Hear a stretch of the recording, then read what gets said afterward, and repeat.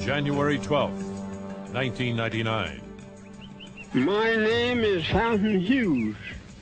My grandfather belonged to Thomas Jefferson, and now I am 101 years old. They are voices that break a silence. We were slaves. We belonged to people. They sell us like they sell horses and cows. Witnesses to a time we only know from photographs and the written word. But they were there. We stood on that picket fence all day long, seeing them soldiers going back to silent zones in different places. Colored soldiers in droves. Born to slavery. But we didn't have no property, we didn't have no home.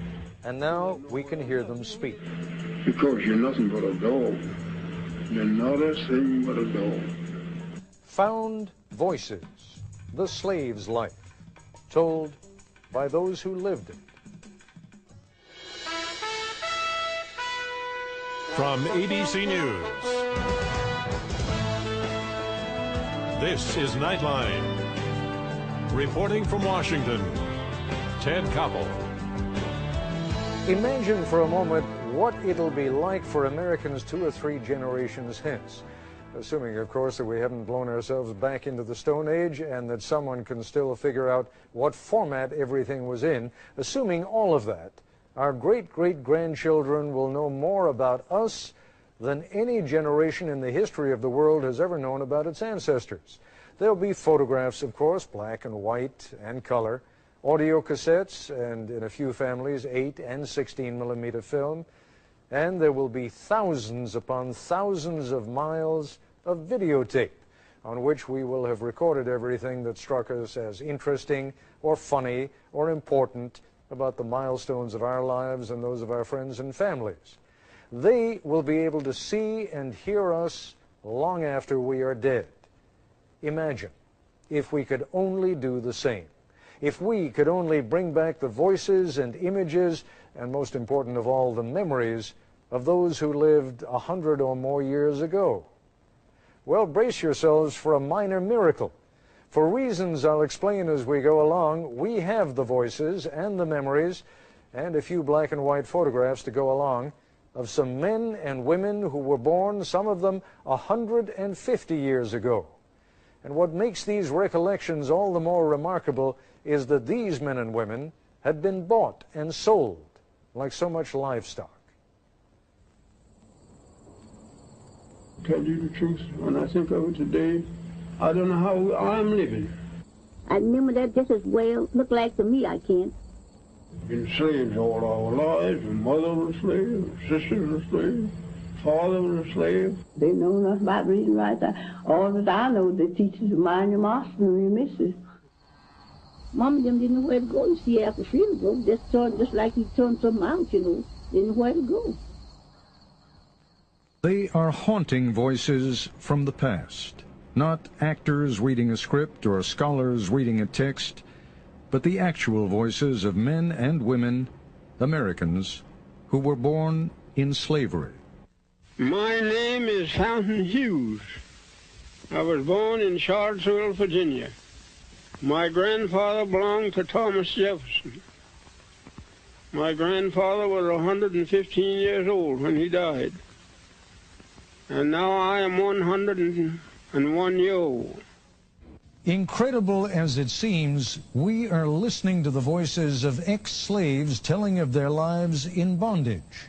Men like Fountain Hughes on the living conditions of slaves in Virginia in the 1860s when he was a teenager. Other people didn't have no beds when they were slaves. People slept on the floor. Pallet here, pallet there.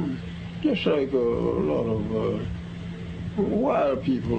We didn't know nothing. Didn't like to look at no book.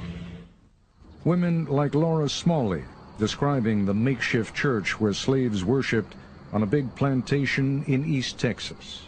All the churches would have a tub of water sitting just like this thing is, you know, and that would catch your voice, and they would have church around that tub, all of them get around the tub. Or Harriet Smith, remembering what she saw as a small girl during the final days of the Civil War. We stood on that picket fence all day long, seeing them soldiers going back to San Antonio and different places. Colored soldiers in droves. That's right along by our house. Our home is a two-story house. These recorded memories were among thousands of interviews done with ex-slaves in the 1930s and 40s. The majority were written interviews published in pamphlets and books. A handful were recorded on the latest equipment of the day, 200-pound portable recorders that a hearty band of folklorists lugged across the South. You let her go free, you know. That, of course, but I have... These recordings, once scratchy, distant, filled with the crackle and pop of that primitive equipment, nothing worries me. My head ain't even white. Now have been cleaned up through the magic of modern technology, digitized. I'm the oldest one that I know that's living. The age of the computer has reached back to polish a memory from another century, 150 years ago. Can you remember slavery days very well? Of course, I remember all our white folks, and all the names of them, all the children. Call every one of the children's names. Who did you belong to? Jim Bunton, the baby boy. The results of these digitally enhanced recordings are arresting, almost unbelievable. The idea of hearing the voices of actual slaves from the plantations of the Old South is as powerful, as startling really, as if you could hear Abraham Lincoln or Robert E. Lee speak. Listen again to Fountain Hughes, who was born in 1848. We were slaves. We belonged to people. They sell us like they sell horses and cows and hogs and all like that. Have an auction bench, and they put you up on the bench and bid on you, the same as you're bidding on cattle, you know. Much of what these three former slaves say may at first seem unremarkable. Much of what they say may surprise and upset, and their calm demeanor is at odds with the evil and violence we associate with slavery. Here is 91-year-old Texan Laura Smalley talking in the 1940s about the outcome of a tussle between two women, one black, one white, one slave, one mistress. The mistress tried to slap the slave, but the black woman pushed her into a chair. Laura Smalley was a girl at the time, but she remembers vividly what happened to the black woman when the master came home. Well, they taken that old woman, poor old woman, carried in the peach orchard and whipped her. And, just tied her hand this way, around the peach orchard tree. I remember that just as well, looked like to me, I can, and round the tree and whipped her. And, well, she couldn't do nothing but just kick her feet, just kick her feet. But it just had her clothes off down to her waist, Just didn't have her plumb naked, but they had her clothes down to her waist. And every now and then they'd whoop her, and then snuff the pipe out on her, snuff pipe out on her. The embers in the pipe, where you ever see the pipe smoking. Blow them out on her? Mm-hmm. Good Lord, have mercy.